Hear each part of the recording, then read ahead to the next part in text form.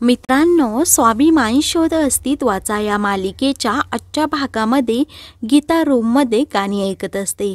तेवढ्यातच शांतनू तेथे येतो.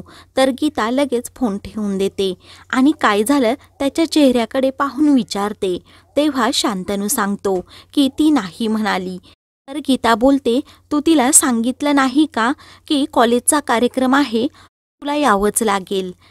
वेळी शांतनू सांगतो, तिने माझं ऐकलं तर पाहिजे. एखाद्या अनोळख्या व्यक्तीने सांगितलं असतं तर तिने नक्की ऐकलं असतं, परंतु तिला माझं ऐकायचंच नाही. असा विचार करून तो खूप नाराज होतो. तेव्हा त्याच्या डोक्यात एक आयडिया येते. तेव्हा तो गीताला सांगतो, आता मला तुझ्याबरोबर बोलायला वेळ नाही, मला खूप तयारी करावी लागेल. असं म्हणून तो लगेच तेथून जातो. तर गीता विचार करते, दादाच्या मनात नक्की काय आहे. त्यानंतर रात्री शांतनू आपला पूर्ण लूक चेंज करतो. त्याने वॉचमॅनची कपडे घातलेली असतात, त्यावर मोठे केस लावून दाढी पण खोटी लावलेली असते आणि हातात काठी घेतलेली असते.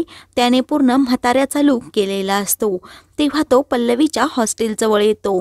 बबन समोर असतो. बबन त्याला पाहून विचारतो, तू इथे काय करतो.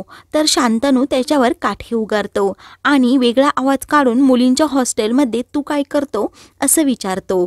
शांतनूने काठी उगारल्यावर बबनची मात्र धांदल उडते. तो बोलतो, माझ्या नादी लागू नको, नाहीतर तुझी हाडं खिळखिळी करून टाकील. तेव्हा शांतनू बोलतो, करून तर दाखव, मग तुला मानतो. तेव्हा बबन विचारतो, पण तू इथे आलासच कुठून. तेव्हा शांतनू वेगळ्या आवाजात त्याला सांगतो की तुझ्या छोट्या मालकांना म्हणजे शांतनू सरांना फोन करून विचार, त्यांनीच मला इथे कामाला ठेवलं आहे आणि माझं नाव काशीनाथ वॉचमॅन असं आहे. तेव्हा बबन खात्री करण्यासाठी लगेच शांतनूला फोन करतो. तर शांतनू एकदम स्टाईलमध्ये बाकावर बसतो. त्याचा खरा आवाज काढून बबन बरोबर बोलू लागतो. बबन विचारतो, तुम्ही इथे काशीनाथ नावाचा म्हातारा वॉचमॅन म्हणून ठेवला आहे का.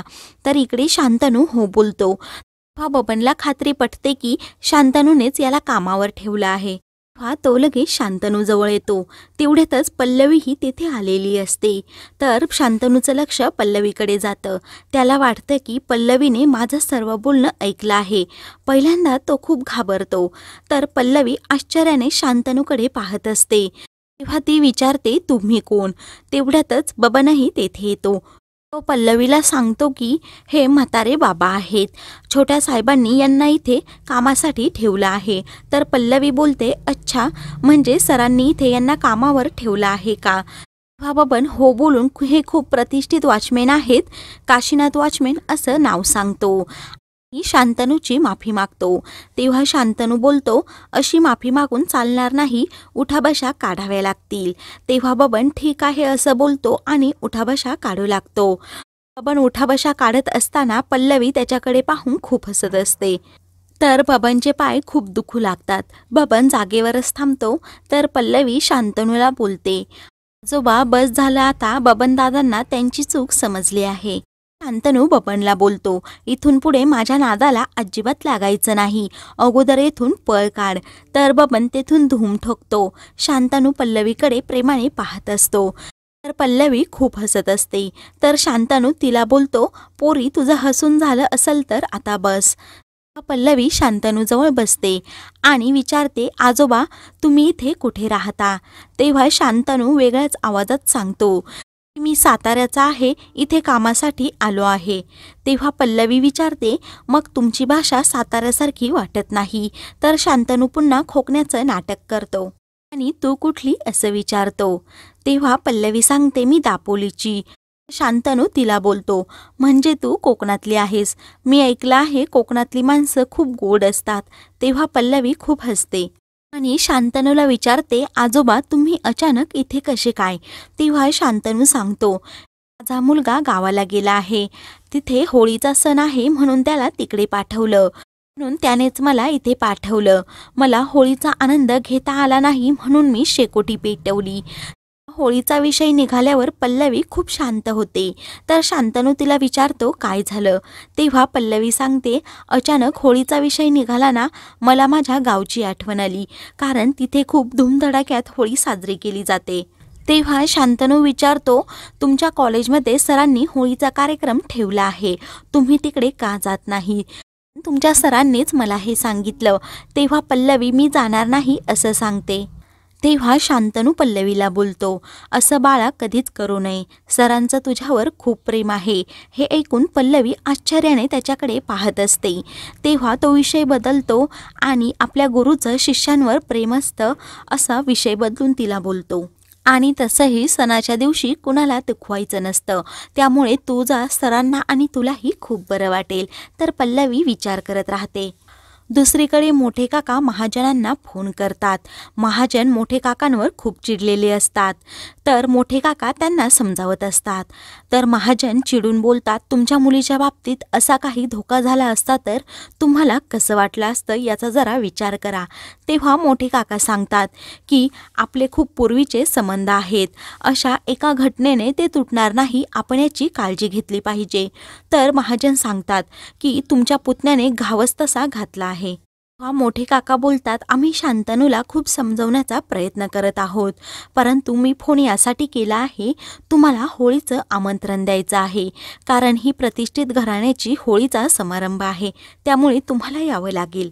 आणि तुम्ही सहकुटुंब होळीच्या कार्यक्रमाला आले तर कार्यक्रमाची शोभा अजून वाढेल. तर महाजन चिडून बोलतात की साखरपुड्याला जी शोभा झाली याच्यापेक्षा अजून काय होणार, आमचा खूप अपमान झाला. तेव्हा ते अजून चिडतात आणि मोठ्या काकांना सांगतात, आम्ही होळीला येणार नाही, आम्हाला त्रास द्यायचा नाही असं म्हणून ते रागातच फोन ठेवतात. इकडे मोठे काकांना महाजनांचं हे बोलणे ऐकून खूप मोठा धक्का बसतो. तेव्हा मोठे काका विचार करतात, आता माझे हात दगडाखाली आहेत म्हणून ऐकून घेतो, नाहीतर मला उलट उत्तरं देणाऱ्यांची काय अवस्था होते ते यांना चांगलंच माहीत आहे. दुसऱ्या दिवशी पल्लवी कॉलेजमध्ये येते. तेव्हा गीता तिच्या पाठोपाठ येते आणि पल्लवीला आवाज देते व तू होळीला येणार आहे का असं विचारते. होळीचा विषय निघाल्यावर पल्लवीला लगेच त्या म्हाताऱ्या आजोबांचे म्हणजे शांतनूचे बोलणे आठवते. तेव्हा ती गीताला सांगते, अगं मला ताईकडे जायचं आहे आणि नंतर गावाला पण जायचं, त्यामुळे येणं शक्य होणार नाही असं म्हणून ती कॉलेजमध्ये जाते. तर गीता लगेच शांतनूला फोन करते.